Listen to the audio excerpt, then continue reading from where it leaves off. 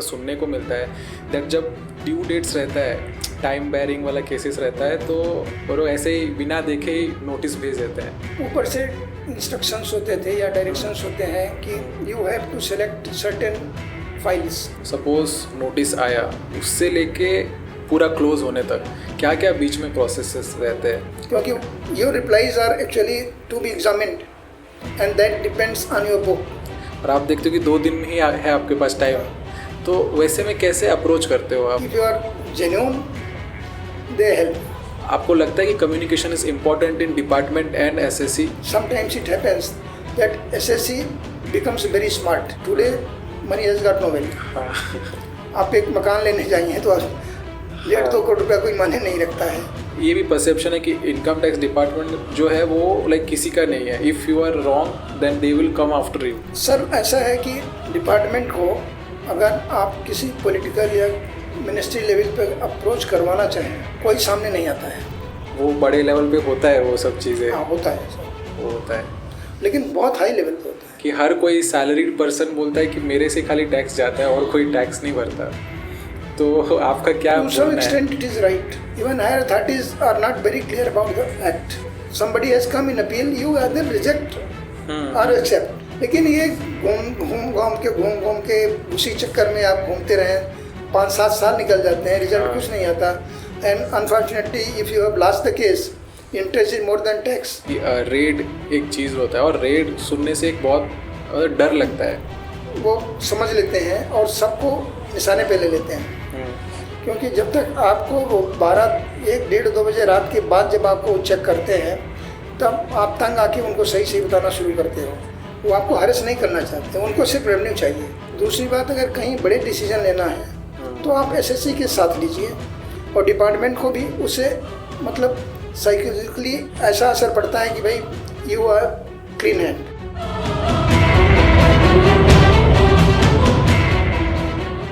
Hello friends, welcome to a brand new episode of Most Talk Startup podcast show, that is Sign Up Startup, powered by Picasso Peri, India's first premium pen brand. So if you have ever received income tax notice from income tax department, then what you should do? If you have that question, then in this podcast you will get the answer, because today we have someone who has more than 30 years of experience in tax consultancy. He had already worked as an income tax officer in income tax department, and then he left the job and now he is providing tax consultancy to big corporates. So please welcome Mr. A.K. Mishra sir. So sir, welcome to our podcast show. This is basically about startups, जिसमें हम ऐसे guests को लेके आते हैं जिनको जो startup ecosystem में है या फिर स्टार्टअप इकोसिस्टम से related various kind of services provide करते हैं। सो जैसे मैं आपको जानता हूँ, आप इतने सालों से टैक्स कंसल्टेंसी लाइन पे हैं, so this episode I guess it will be a very insightful episode, so that जो भी हमारे व्यूअर्स हैं उनको जो भी आपका नॉलेज है, इतना साल का एक्सपीरियंस है, वो समझने को मिलेगा। So let's start with sir, आपका बैकग्राउंड, लाइक आपने कैसे पढ़ाई चालू किया और फिर उसके बाद कैसे धीरे धीरे ये स्टेज तक आप पहुँचे? Sir, I did my graduation from Allahabad University, Uttar Pradesh. Thereafter I came to Bombay. I did my law from Government Law College, Bombay. Okay. And in between I joined Income Tax Department in 1966. Okay. Thereafter there were departmental exams for promotions. We appeared for that and cleared it. Okay. I left department in 1993 by giving VRS. VRS, okay. Because there was problem for reservation. Promotions were very few. Okay, okay.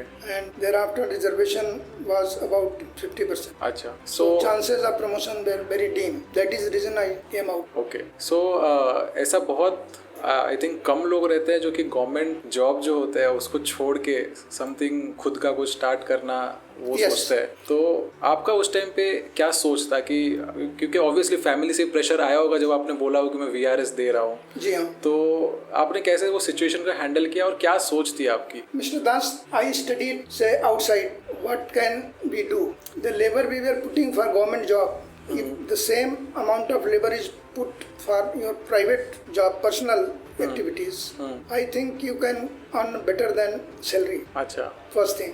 Okay. Second thing, there were certain responsibilities and certain restrictions. Being in government job, you cannot do many things. But once you are out, of the government, you are at liberty. Okay. You can try your luck, you can work hard, you can say approach people for enterprising, say things which was not possible being in government job. So these were the basic reasons. तो family से कोई आपको कोई आया था? Actually, my father was not willing for it. हाँ. Because he said that once you leave government job in private sector, this is very difficult to get opportunities. But it was vice versa. I think that in private sector we can do better than government job. Okay, okay. So what position you have left? As income tax officer. Income tax officer. So उस time का income tax officer और जो system था और आज का date का जो income tax system and department है, क्या मेजर चेंजेस हुआ है उस पे? Sir, first thing, there was a restructuring of the position in the department. Okay. I think long time back, first structure was made when promotions were given as inspector to ITU, ITU to AC, assistant commissioner, assistant commissioner to deputy commissioner to additional commissioner and joint commissioner. Okay. So that was very good jump. People who were in the department, they were benefited. Thereafter, as administration, there are good reforms. Formerly in year 90 or say even before 85, 88, it was difficult to actually get the things done unless you have got backing or union is with you. Union time was very tough when we joined the department. Okay. You have to get permission for everything with the union people. Okay. That was problem. So अभी का जो system है, that is good. Now actually union is helping say members of the department staff. They are conducting classes. If you want to join class for internal or say departmental exam, they help you a lot. Okay. And that is a free of cost. Okay. You are not to pay any fee. Formerly it was not there. There was no classes, no such system. Okay. But chances of promotion now has become very less because department is dominated by direct recruits. Departmental promotions are less because IRS and their say union, they are actually dominating the department. So sir अभी day by day क्या हो रहा है कि I think जितने पहले थे department के लोग लाइक ऑफिसर्स एंड IRS, सो धीरे धीरे वो नंबर्स कम हो रहे हैं. कभी कोई इनकम टैक्स डिपार्टमेंट में आना चाहता है तो what will be your suggestion कि वो क्या क्या चीज़ पहले से ही मेंटली प्रिपेयर रहना चाहिए? नहीं, department is very nice, there is no problem on the country. Now system is much better because everything is online. In beginning, there was everything on paper. Files were sometimes not traceable. Sometimes you have been asked certain details which are not available in your office because everything was in manual.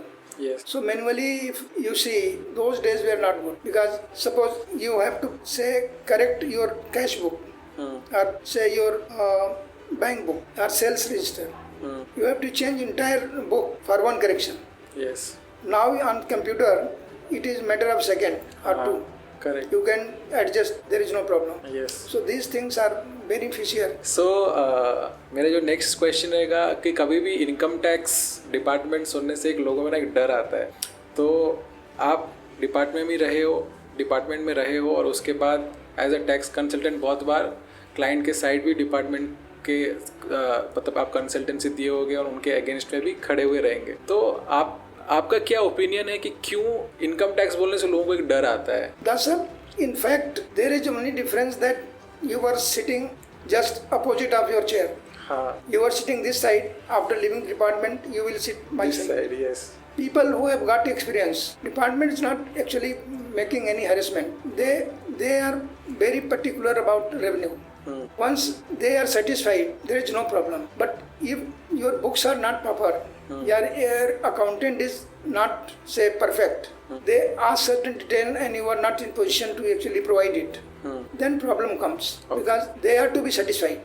If your books are okay and you give proper answer to your say questions or queries, there is no harassment. Okay. So being a CA, ऐसा बहुत time हमको सुनने को मिलता है. It's not that directly मैंने कभी experience नहीं किया है, बट ऐसा सुनने को मिलता है दैट जब ड्यू डेट्स रहता है, टाइम बैरिंग वाला केसेस रहता है, तो डिपार्टमेंट में जो भी ऑफिसर्स रहते हैं लाइक वो लोग ऐसे ही बिना देखे ही नोटिस भेज देते हैं. ऐसा सुनने को मिलता है. Is this correct? नहीं सर, देखिए कोई एक टाइम था जब ऊपर से इंस्ट्रक्शंस होते थे या डायरेक्शंस होते हैं कि you have to select certain files for scrutiny, Okay. That should be revenue oriented. Okay. At that time, you have to say, being an officer, you have got 3,000 files or 4,000. In wards, they are having sometimes 500, 5,000, 6,000 files. Okay. Out of that, time is very limited. So they decide in the way that one number they decide. जैसे 1, 3, 5, अच्छा. 8. Okay. ये जिस file में ये number होंगे, एक से वो निकाल लेंगे, 11 निकाल लेंगे. फिर 3 है तो 3 निकाल लेंगे, फिर 13 निकाल लेंगे.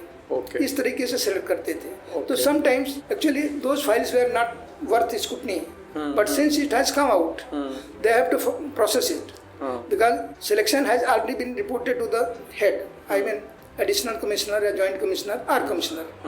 So you have to work out. You cannot drop because you have once you drop, you are answerable to it. Why did you drop it?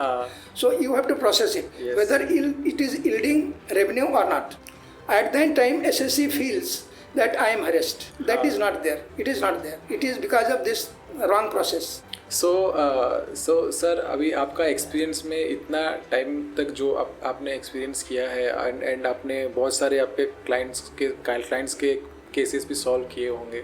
सो कोई एक बेस्ट केस जो आपको लगता है कि ये मतलब बहुत कॉम्प्लेक्स था but you have solve it, ऐसा कोई एग्जांपल आप देंगे हमारे व्यूअर्स को? मेरे अपने क्लाइंट्स के तो ऐसे कोई बहुत कॉम्प्लिकेटेड मैटर नहीं थे, but in 1 or 2 cases there were survey और say in 1 case there was raid also. Okay.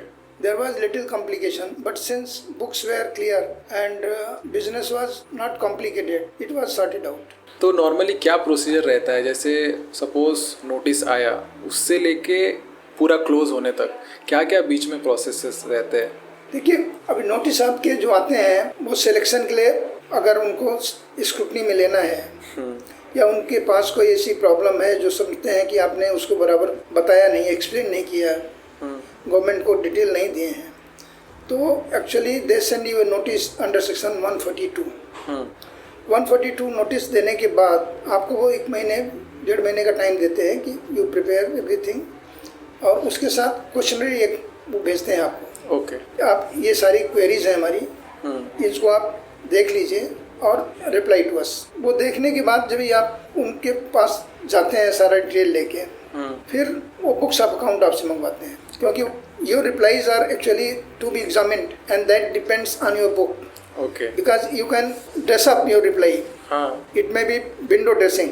हमने कोई सवाल किया, आपने उसका जवाब दिया, लेकिन आपका जवाब सही है तो आपके बुक्स को हम चेक करेंगे. If it is accommodated, okay. If there is difference, then you have to explain it. Okay. Once they are satisfied, then they make certain additions if you could not satisfy them. And after making addition, they give you opportunity to explain it. If you have got certain ground that by this addition is not proper, हमारे जो books हैं उसके हिसाब से आपने addition ज़्यादा किया है या गलत किया है, तो अगर आप उसको सेटिस्फाई कर देते हैं तो वो उसको कंसीडर करते हैं. उसके बाद ऑर्डर करेंगे. ऑर्डर करने के बाद फिर आपको मौका देंगे कि अगर आप अपील में जाना चाहते हैं तो you can go in appeal. अगर अपील में आप नहीं जाना चाहते हैं तो पे the taxes. Okay. So from tax consultant perspective आपको लाइक कैसे आप एक कोई भी केस आता है ना, तो कैसे आप अप्रोच करते हो, क्या क्या चीज़ें देखते हो एंड कैसे इंश्योर करते हो, क्योंकि आई थिंक बहुत टाइम भी कम रहता है. जैसे आज नोटिस आया और 10 दिन बाद आपके पास एसएससी आता है और आप देखते हो कि 2 दिन में ही है आपके पास टाइम, तो वैसे में कैसे अप्रोच करते हो आप? Sir, whenever you have a date to attend the department और reply to their queries, you can approach them. You can request that time is very short, और I was, if you want to protect the SSC, you may say that I was not in the town. Okay. SSC, there is no mistake on part of the SSC. He has sent this notice in my office. Since I was not available, I was not in the town. Please give me few days, few weeks as matter is. They give a time. अच्छा. They consider it, but it should be not all the time. वो आप practice नहीं बनाएगी, जब जरूरत होगी हम चले जाएंगे, बोल देंगे मुझे डेट दीजिए, ऐसा नहीं होना चाहिए. If you are genuine, they help. Okay. And बहुत टाइम एक हम भी अपने जितने भी क्लाइंट्स हैं उनको भी सजेस्ट करते हैं दैट एटलीस्ट आप कम्युनिकेट करो. आप आपको आपको टाइम चाहिए या फिर आपको सपोज 10-12 क्वेश्चन है उसमें 2 क्वेश्चन का आंसर पता है, वो दे के बाकी के लिए टाइम लो, बट कम्युनिकेट करो, बिकॉज बहुत टाइम बराबर है। कम्युनिकेशन ही नहीं होता है। तो आपका भी ओपिनियन सेम है, बिकॉज आपको लगता है कि communication is important in department and SSC at all point of time.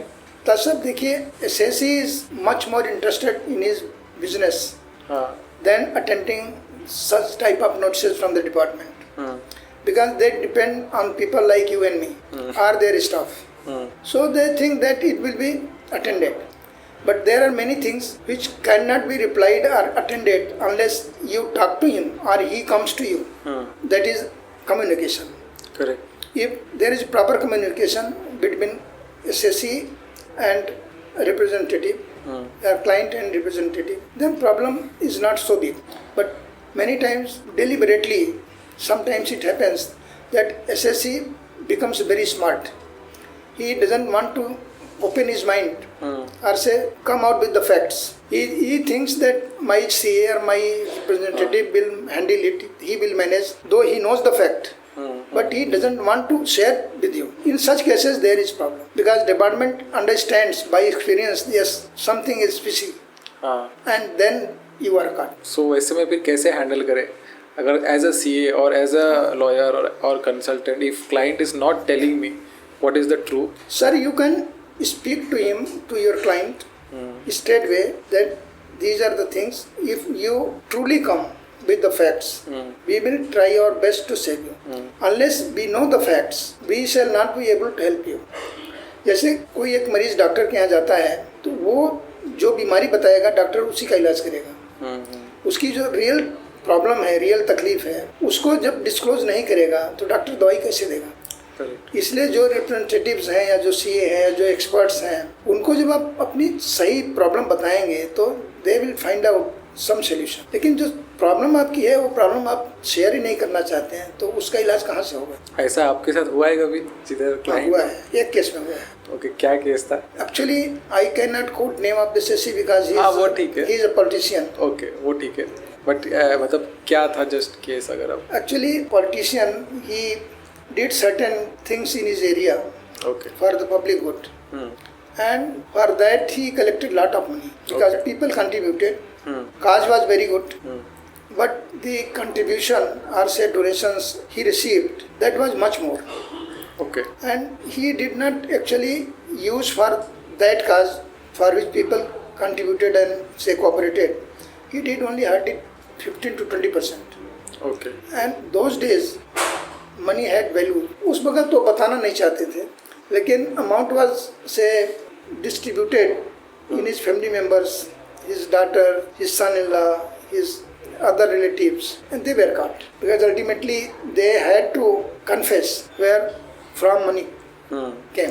तो ultimately he was caught, but since government was their own, there was no much problem, but he... So that means मतलब वो बड़े level पे होता है वो सब चीज़ें? हाँ, होता है, वो होता है, लेकिन बहुत हाई लेवल पे होता है। हाँ, so if you have some connections then it is good for you. मतलब मे बी बहुत ज़्यादा प्रोसिक्यूशंस लाइक यू से कि वो नहीं होगा, बट जैसे एक ये भी परसेप्शन है कि इनकम टैक्स डिपार्टमेंट जो है वो लाइक किसी का नहीं है। If you are wrong then they will come after you even if आप कोई भी हो। सो ये भी करेक्ट है? सर ऐसा है कि डिपार्टमेंट को अगर आप किसी पॉलिटिकल या मिनिस्ट्री लेवल पे अप्रोच करवाना चाहें तो कोई सामने नहीं आता है। they कहते हैं भाई तुम सेटल कर लो, if you are really in problem I will contribute, वो पैसा दे देंगे। हमारे टाइम में बहुत पहले एक किस्सा था, किसी CM के सन इन लॉ को डिपार्टमेंट ने रेड किया। He was staying at Poona, अच्छा, and father was in Bombay and he was in very big position, father-in-law. It was regarding one hotel where money was invested by son-in-law. Actually, that was from father-in-law. Department raided son-in-law in Pune. Then they tried, do something, speak to Ministry of Finance. So, sir अभी next आते हैं एक बहुत बड़ा pain point जो हमारा country में है कि हर कोई सैलरीड पर्सन बोलता है कि मेरे से खाली टैक्स जाता है और कोई टैक्स नहीं भरता। तो आपका क्या? To some extent it is right. Okay. Their complaint is, I think, genuine because they have got no scope to hide. So far businessman is concerned, big business houses are out of question. They are real tax evaders, but nobody can speak about because they have contacts, they are contributing to government, they have got political links. तो ये तो सही बात है, salary class के पास कोई ऐसा रास्ता नहीं है जहाँ वो टैक्स इवेजन कर सकें। अभी पहले तो जो आपका ग्रेच्युटी थी या अदर बेनिफिट्स जो होते थे गवर्नमेंट से या प्राइवेट सेक्टर से, उसको भी टैक्स करते थे। भी रिलीफ तक मुश्किल से 10 साल पहले आई है, उसके पहले कहाँ था, उस पर भी आप टैक्स देते हैं। और अब तो जो अभी गवर्नमेंट ने GST ला दिया है तो हर कोई टैक्स दे रहा है, किसी कोई चांस ही नहीं है, कुछ नहीं कर सकते। तो वो इनडायरेक्ट टैक्स वो तो सभी भर रहा है, वो सभी भर रहे हैं। और मज़े की बात है कि उसके अलावा जो जैसे अभी ट्रांसपोर्ट वाले हैं उनको जो सर्विस टैक्स है उसमें तो काफ़ी अंधेर है। अभी मैं रिसेंटली 3-4 मैटर अटेंड किए हैं, कुछ बेलापुर कमिश्नरेट में किया है, पालघर में किया है, यहाँ BKC में है, यहाँ किया है। Even higher authorities are not very clear about the act. Funny thing that regarding this your service tax, at least in Bombay High Court till date no appeal has been filed. No appeal has been filed. Nobody has come to High Court to appeal against the order. Okay. What funny thing they are doing, that suppose you are officer, you completed the assessment, it is reviewed by your commissioner, but you are not satisfied with the order. You have to go in appeal with commissioner appeal of the department. 90% commissioner appeal actually adjourn the matter or say redirect to department reassessment. Result is the same. Then you have to go in tribunal, appellate tribunal, Yes. GST. They also go through the documents, your appeal matters, your supportings, ground of appeal, whatever it is. Again it is diverted. And how much harassment, what amount of harassment I may say to the public and to the practitioners. Yes. They don't count it. So I think that is not fair. Once somebody has come in appeal, you either reject or accept. आपको dismiss करना है कर दो, आपको uphold करना है कर लो, आपको रिजेक्ट करना है तो कर दो। लेकिन ये घूम के उसी चक्कर में आप घूमते रहें, 5-7 साल निकल जाते हैं, रिजल्ट कुछ नहीं आता। And unfortunately if you have lost the case, interest is more than tax. हाँ करेक्ट। गवर्नमेंट को ये सब थोड़ा बहुत अमेंडमेंट लाना चाहिए, कुछ चीज़ों को क्लियर करना चाहिए। आपको लगता है कि अभी जो गवर्नमेंट का मोटिव है वो क्लियर कट ओल्ड से लेके सबको न्यू में ही लाना है, जिस तरीके से वो अमेंडमेंट्स लेके आ रहे हैं, न्यू में थोड़ा वो लोग अभी अमेंडमेंट तो आपका अभी डिप्रिसिएशन पे आया है। इन्होंने अभी डिप्रिसिएशन को जो हम लोग मतलब इंडेक्सेशन करते थे, इंडेक्सेशन से जो बेनिफिट आपको मिलता था, उस बेनिफिट को ये कहते हैं कि नहीं अभी आप 20% मत दो, आप 12.5% दो, मगर एक्सेप्ट करें इसको। आपने साथ पूरा पढ़ा होगा अमेंडमेंट, कितनी बेवकूफ़ी की बात है। ये तो ऐसा है गुंडा राज जैसी बात है। या तो आप कंगाल हो गए हैं, आप सोचते हैं कैसे वो पाकिस्तान बना रहे हैं उसको, कहीं से भी पैसा आ जाए, और या तो फिर आपको अभी ये है कि भाई के पास कुछ रहे नहीं रहे, गवर्नमेंट चलनी चाहिए। इवन इफ ये शेयर्स के ऊपर ही पहले टैक्स नहीं था, लॉन्ग टर्म कैपिटल गेन सब फ्री था। देखिए अमेंडमेंट लाके उन्होंने उससे भी टैक्स कर दिया। तो अभी हमने टैक्स के बारे में बात किया। जस्ट फ्रॉम स्टार्टअप पर्सपेक्टिव और न्यू बिजनेस पर्सपेक्टिव, आपको क्या लगता है कि जो भी इनिशिएटिव्स गवर्नमेंट ले रही है फ्रॉम एटलीस्ट लास्ट 10 years, बहुत सारे इनिशिएटिव्स आए हैं, तो क्या वो सफिशिएंट है या फिर और कुछ भी इनिशिएटिव्स आपको लगता है कि वो होने चाहिए? सर देखिए, जो स्टार्टअप है उसमें एक आम आदमी जिसके पास सोचता है कि भाई हम शायद ये काम करके रोजी रोटी कमा लेंगे, उसमें पहली बात थी गवर्नमेंट की प्रॉपर गाइडेंस नहीं मिलती है। They are not very clear कि वो क्या हेल्प करें आपको। जैसे अभी एक्सपोर्ट को आप ले लीजिए, अभी आप न्यू कमर हैं, आपने कोई एक इंटरप्राइजेस सेलेक्ट किया, आप उस पर काम करना शुरू कर दिए, आपने प्रोडक्शन क्रिएट किया या जो भी है स्किल्ड लेबर से या किसी से आपने कोई चीज़ बनाया, अब उसकी मार्केटिंग कैसे हो, एक्सपोर्ट कहाँ करें उसको, कहाँ उसकी डिमांड है, कौन लोग उसको लेंगे, इन चीज़ों को गवर्नमेंट की गाइडेंस चाहिए। तभी तो आप कुछ कर पाएंगे। अभी आपने बहुत कुछ बना लिया है, प्रोडक्शन है, आपका प्रोडक्शन हाउस है, आप 2-4 चीज़ों को करते हैं, आपके पास स्किल्ड लोग हैं, आपने वो तो कर लिया, पैसा भी लगा दिया, लेकिन मार्केटिंग, उसकी डिमांड कहाँ है, कैसे उसको भेजें, कहाँ बेच करें। अच्छा, अगर एक्सपोर्ट करना है, आपको फॉरेन करेंसी की अगर ज़रूरत है, फॉरेन एक्सचेंज आपको चाहिए, तो गवर्नमेंट जब तक नहीं बताएगी, अभी ये लोगों का सिस्टम ऐसा है कि जो हाई कमीशन है, हाई कमीशन ऑफ इंडिया के ऑफिसेज हैं जहाँ जहाँ फॉरेन कंट्रीज में, हर जगह तो है नहीं, जहाँ है तो ठीक है, वो आपको आप रिक्वेस्ट करोगे 2 वक्त 4 वक्त रिमाइंड करोगे तो आपको एक लिस्ट भेज देंगे कि ये चीज़ों की इस कंट्री में डिमांड है, अच्छा, आप इसको देखो। और सर वो इतनी कॉम्प्लिकेटेड चीज़ें हैं, उसमें बड़े बड़े जाइंट टाइगर बोलिए उसके पीछे लगे हुए हैं। एक नया आदमी हम और आप जैसा कहाँ खड़ा करता है, कहाँ स्टैंड होता है बताइए। तो हम तो फंस गए उसमें, because I don't have knowledge.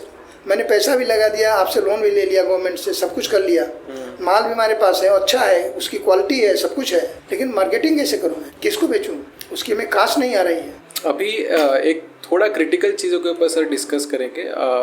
One is जैसे आई थिंक आपने खुद ही बोला कि रेड एक चीज़ होता है और रेड सुनने से एक बहुत डर लगता है, तो उसके बारे में थोड़ा बताइए कि रेड कैसे होता है, क्या होता है, कैसे प्लानिंग होता है फ्रॉम द डिपार्टमेंट साइड, और स्पेसिफिकली जब ऐसा कुछ हो तो एसएससी साइड से एक तो मुझे को पहले बहुत डर लगेगा, बट मुझे उस मोमेंट पे क्या क्या करना चाहिए? Sir, how it is processed, first of all I explain it to you.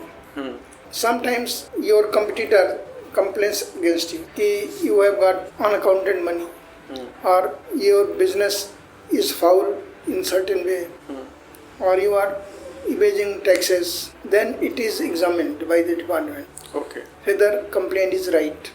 Secondly, AOs, assessing officers, sometimes they point out in particular some files out of say 200, 300, 500, 2-4 file ऐसी आ जाती हैं जिसमें महसूस होता है कि something is fishy. Then they refer that particular file to their senior.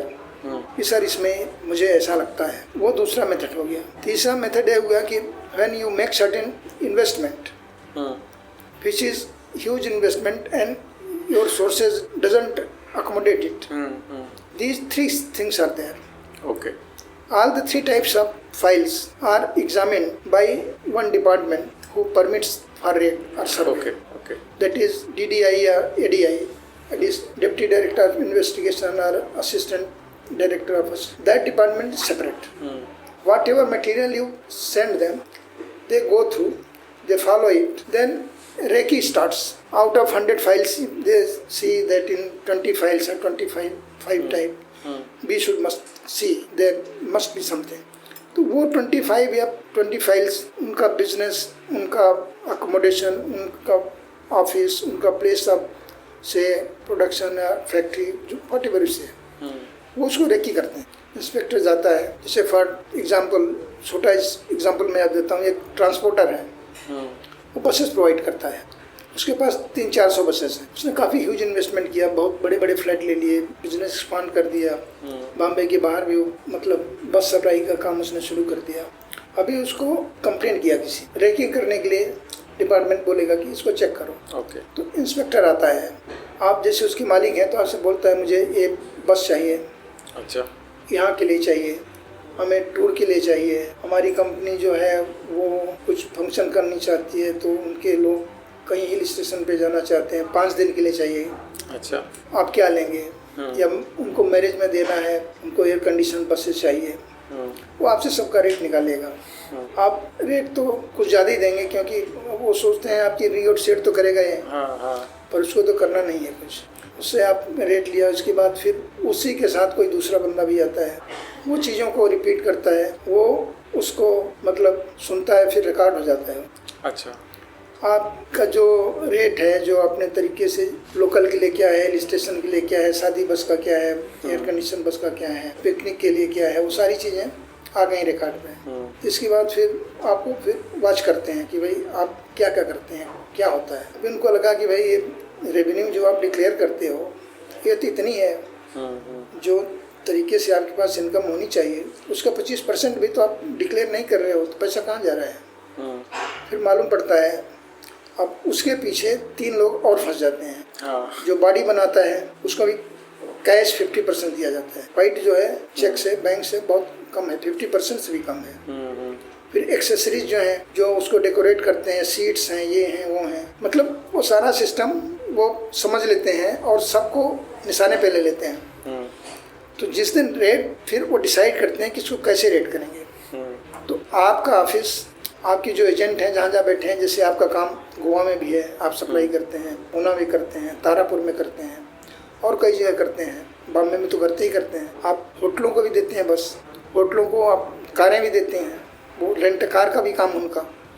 तो hotel को आप जो देते हैं, मर्सिडीज देते हैं, BMW देते हैं, अब बड़ी महंगी महंगी गाड़ियाँ देते हैं। होटल वाले भी आपको जो देते हैं वो कैश भी है उसमें। आप खुद ही पूरा चेक लेना नहीं चाहते हो तो उनको काम चाहिए, उनको अपने पैसेंजर से पैसा मिलता है तो वो भी करते हैं। तो ये सारे के सारे एक ही दिन में होते हैं। अच्छा। और सब पकड़े जाते हैं। इस तरीके से होता है।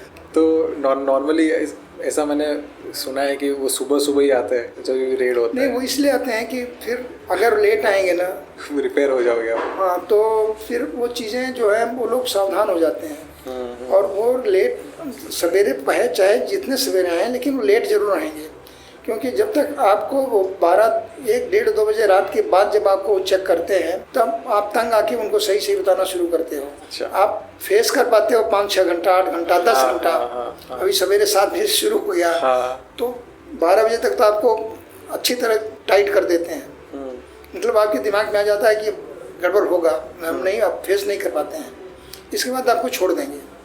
फिर 10-11 बजे रात से शुरू करते हैं। सवेरे 5 होते होते 4:30, 5, 6 बजे तक आप कन्फ्यूज कर देंगे कि ये डिक्लेरेशन है, ले जाओ।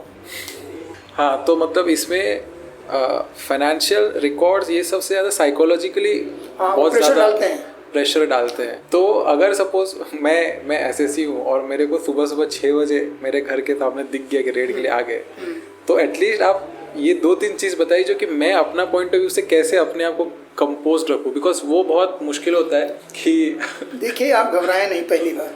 हाँ, जितना आप टेंशन अपने आप में लेंगे उतना काम खराब होगा, क्योंकि फिर आप उनको फेस नहीं कर पाएंगे। वो आपको हरेस नहीं करना चाहते, उनको सिर्फ रेवेन्यू चाहिए। हाँ, अगर आप सही सही उनको बता दें, आप डिस्क्लोज वही करते हैं, कन्फेस वही करेंगे, ऑफर भी वही करेंगे टैक्स के लिए, लेकिन वो दूसरे दिन सवेरे 4-5 बजे करेंगे। अगर आप शुरू में ही बोल दें ठीक सर है, ऐसा है, ये है, ये है, ये है, तो कंक्लूड कर दें, वो 4-3 बजे चले जाएं अपने यहाँ, आप भी आराम से बैठ जाओ। लेकिन वो आप ऐसा करते नहीं, इसके लिए तकलीफ होती। अच्छा। उनका मन आपको या उनका इरादा आपको परेशान करने का बिल्कुल नहीं। वो चाहते हैं भाई रेवेन्यू आए। मतलब ये सच है कि अगर सपोज 20 केस डिपार्टमेंट छांट के अगर रेड करने जा रही है तो दे आर 200% श्योर कि आपके पास रेवेन्यू है जो कि छुपा हुआ है। ऐसा कभी होता है कि गलती से किसी के ऊपर रेड कर हो जाता है, कहीं नाम में गलती हो जाती है। नाम में गलती हो जाता है। नाम में गलती हो जाती है तो वहाँ ऐसे केसेस हो जाते हैं कभी कभार। 90%, 99% बोलिए नहीं होता है, लेकिन 1% ऐसी गलती हो गई है। अच्छा। जहाँ जाना था ए के पास और वो कॉमन है ए और बी, वो चले गए बी के पास। ओके। तो बाद में तुरंत क्लोज कर देते हैं, जैसे मालूम पड़ता है कि नहीं भाई हम गलत जगह आ गए हैं, वो आपसे माफ़ी मांग के बंद करते हैं। और इसमें और एक प्रॉब्लम भी होता है, जैसे बड़े बड़े कंपनीज है तो उनके बहुत सारे ग्रुप कंपनीज, होल्डिंग, ये सब भी रहता होगा। तो जैसे सपोज ग्रुप कंपनी के ऊपर रेड कर गए, उसमें जो भी सपोज उनके मेन लोग रहे होंगे तो उनके घर पे भी जाते हैं। हाँ, जाएंगे। तो उसमें क्या होता है कि जितना हार्म जो ग्रुप कंपनी को नहीं होगा, ये छोटे छोटे लोग उनको ऊपर ज़्यादा मतलब प्रेशर आता है। तो उस केस में मतलब क्या कर सकता है?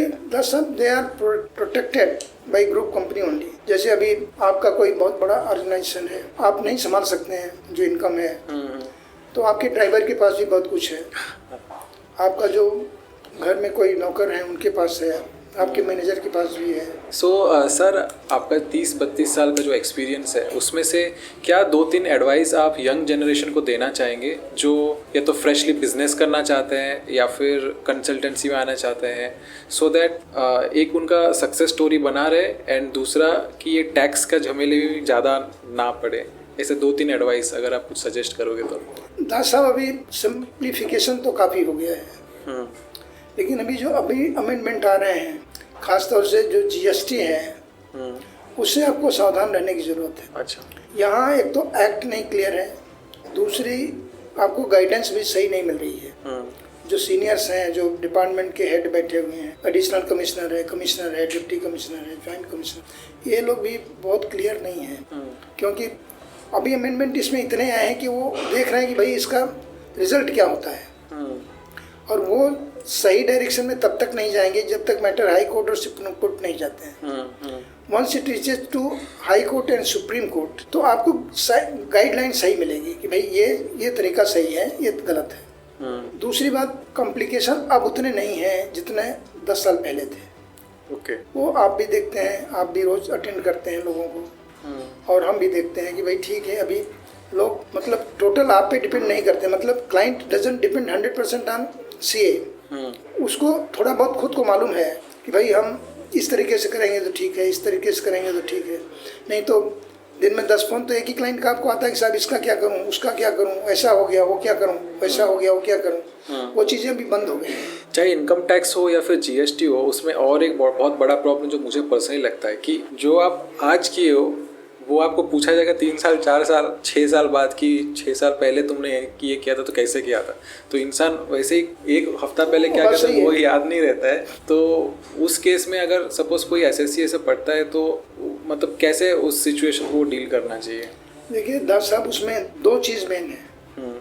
जिनका बिजनेस सेटअप बराबर है उनको तकलीफ कम होती है, क्योंकि उनको मालूम है कि बुक्स ऑफ अकाउंट मुझे 8 साल रखना है, 5 साल रखना है, 3 साल रखना है, कैटेगरी है सबकी।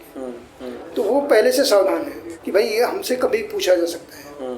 जैसे अभी जीएसटी वालों ने 2015 से लोगों से पूछना शुरू किया है। अच्छा। अभी 2015 में किसने सोचा था कि 2024 में मुझे एग्जामिन किया जाएगा? वो 2015 की बुक्स भी उसके पास नहीं है, ट्रांजैक्शन क्या किया वो भी उसको याद नहीं है। बराबर। तो वो तो लिमिट इनको नहीं करना चाहिए, मैक्सिमम 3 इयर्स। जो भी करना है तुम 2-3 साल में कर लो। अभी 2024 की चीज़ आप मुझे 25 में नहीं 26 में पूछ लो, लेट मिनट 27 से पूछ लो। अभी आप 2030 में पूछेंगे तो हम हैं कि नहीं है, फिर हमारे बच्चों को तकलीफ, हमारे और जो लोग हैं उनको तकलीफ, जवाब कौन देगा? ये तो गवर्नमेंट को कंसीडर करना चाहिए। That is not their correct way. So sir, मेरा लास्ट क्वेश्चन रहेगा कि आपका इतना साल का एक्सपीरियंस में जितना भी जो भी सक्सेस आपको मिला है, तो अगर उस सक्सेस का कोई एक रीज़न आप बोलोगी क्या करके आपने इतना सक्सेस किया है हमारे व्यूअर्स को, so what is the reason for your success story simply? देखिए सर, आपको जो काम करना चाहिए वो तो बहुत ट्रांसपेरेंट होना चाहिए, एक बात। दूसरी बात, अगर कहीं बड़े डिसीजन लेना है तो आप एसएससी के साथ लीजिए, share with him, take him to the department, उसके सामने बात करवाइए, बात कीजिए, और डिपार्टमेंट को भी उसे मतलब साइकोलॉजिकली ऐसा असर पड़ता है कि भाई यू आर क्लीन हैंड, आपको कुछ बीच में हिचपिच नहीं करना है, कोई कॉम्प्लिकेशन नहीं है। इधर आप बैठे हैं, इधर एसएससी बैठा है, उसका रिप्रेजेंटेटिव बैठा है, जो भी है, आपको ये महसूस होता है कि भाई ये कोई चीज़ हमसे छुपाना नहीं चाहते, या टैक्स इवेजन का इनका इरादा नहीं है, गलतियाँ हुई हैं वो एडमिट कर रहे हैं। तो वो थोड़ा आपको मतलब कंसेशनल वे में भी ट्रीट करते हैं कि भाई गलती है, होती है इंसान से। अब जब आप उनसे बेसलेस बहस करते हैं, गलती को छुपाना चाहते हैं, तो उनको भी समझ में आती है कि भाई ये लोग बेवकूफ़ बनाना चाहते हैं डिपार्टमेंट को, ये रेवेन्यू देना नहीं चाहते हैं। तो उसको इरिटेशन होती है। उस वक्त वो सोचता है कि ठीक है भाई, जो हम समझते हैं वो करेंगे। लेकिन जब वहाँ हम आपके सामने सही बोलते हैं कि दास साहब ये प्रॉब्लम है, इसके लिए ये हुआ है, हमसे गलती हुई है, हम टैक्स देने के लिए तैयार हैं, तो दास साहब उसको एज ह्यूमैनिटरी ग्राउंड पे कंसीडर करते हैं, सोचते हैं कि ठीक है भाई, मिनिमम उस पर पेनल्टी लगाएंगे, मिनिमम जो मतलब होगा वो उस वे में सोचेंगे। लेकिन हम अगर उनको बेवकूफ़ बनाने की बात करेंगे तो फिर जो उनको जितने पावर हैं वो सब अप्लाई करेंगे, हम फिर अपील में घूमते रहेंगे। सो ट्रांसपेरेंसी एक बहुत ज़रूरी है, and transparency is the reason of your success story. So thank you sir for being in our podcast and sharing this much amount of हमारे पास कोई एक्सपीरियंस इतना नहीं है, आप जानते हैं, हम तो आप लोगों के भरोसे चलते हैं। बट जितना आपने बोला आई थिंक वो वैल्यूएबल है, specifically from tax perspective, department perspective, और जो भी आपने रेड का जो बताया पूरा इनसाइड स्टोरी, तो दैट वाज वेरी वैल्यूएबल। सो नहीं सर, वो हमारे ज़माने में तो ऐसा ही था, और आज भी बेस वही है, थोड़े उसमें चेंजेज हो गए हैं, वो बात अलग है। क्योंकि अभी बहुत एडवांस हो गया है डिपार्टमेंट भी, एसएससी भी एडवांस हो गया है, पर जो बेस है वही है। एसएससी चाहता है कम से कम टैक्स देना, डिपार्टमेंट चाहता है रेवेन्यू पूरा आना चाहिए। ठीक है। Thank you sir. ये हमारी तरफ से एक छोटा सा गिफ्ट